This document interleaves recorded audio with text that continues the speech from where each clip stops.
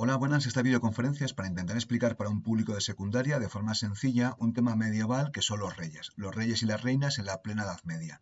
La plena Edad Media es una convención, es un acuerdo entre historiadores y se considera que va desde el siglo XI hasta el siglo XIII.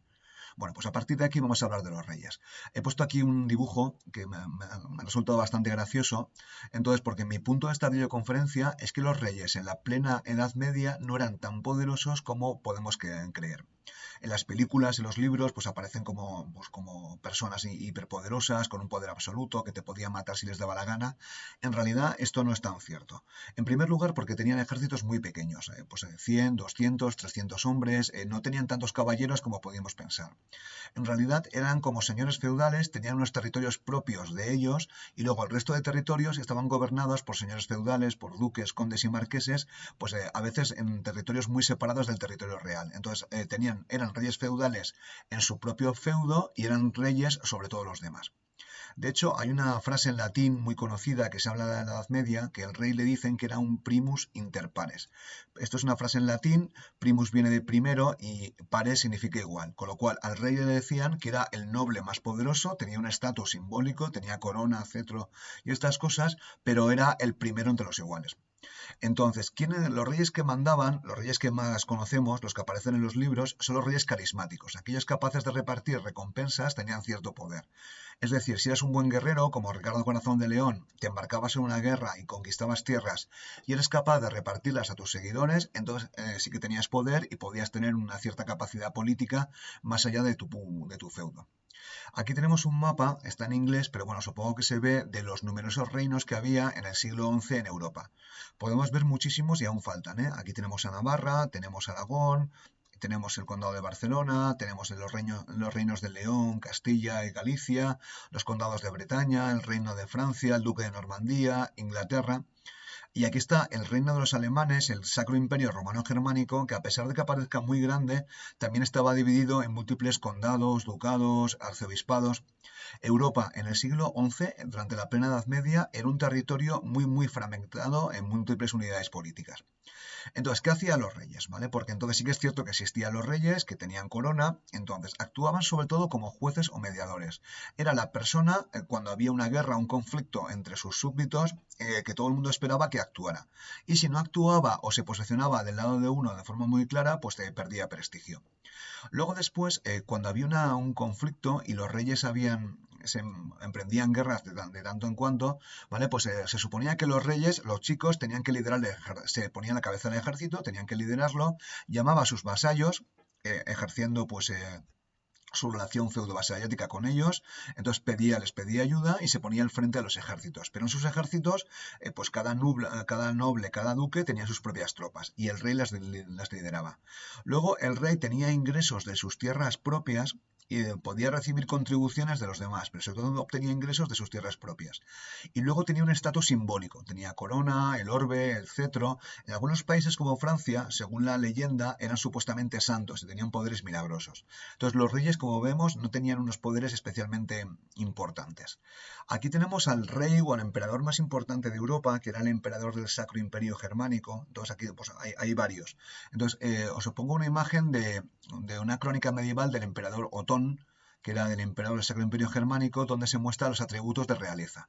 Entonces se puede ver aquí la corona, la estoy marcando, se puede ver el orbe, que es una especie de esfera pues, con una cruz, se puede ver que lleva un cetro en la mano, se puede ver la túnica del rey de colores púrpura o rojo, pues haciendo referencia pues, a su estatus simbólico de emperador. De hecho, si os acordáis, en el Imperio Bizantino los emperadores iban vestidos de púrpura. Se puede ver aquí a su izquierda, a mi izquierda o a su derecha, pues al clero, a los obispos, se les puede reconocer porque tienen la coronilla. Y aquí a su derecha, perdón, a su izquierda o a mi derecha, se puede ver a los nobles. Este noble que está aquí tiene en la mano la espada real, que también es un atributo de poder. Está sentado sobre un trono, fijaos que el trono tiene pues como cabezas de lobos, y aquí se puede ver su palacio. su palacio, que está pintado, iluminado como, pues como haría un niño pequeño. Estos son los atributos de realeza. Y entonces, todo hay que decir, cuanto más muestras que tienes poder, significa que a lo mejor no lo tienes tanto. El emperador Otón era un emperador, un rey importante, pero tuvo muchos problemas con sus súbditos.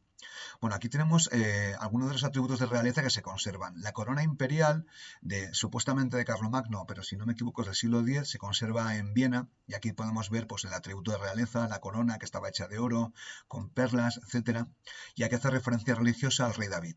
¿Vale? Porque los reyes de la plena Edad Media hacían muchas referencias bíblicas religiosas porque basaban su poder en parte en la religión.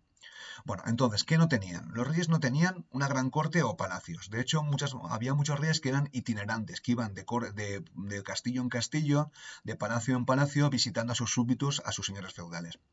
No tenían muchos funcionarios, no tenían gente capaz de recaudar impuestos, con lo cual tenían ciertos funcionarios, ciertos sirvientes reales en su entorno. No estamos hablando estamos hablando quizás de 10, 30, 40 y muchos de ellos eran clérigos.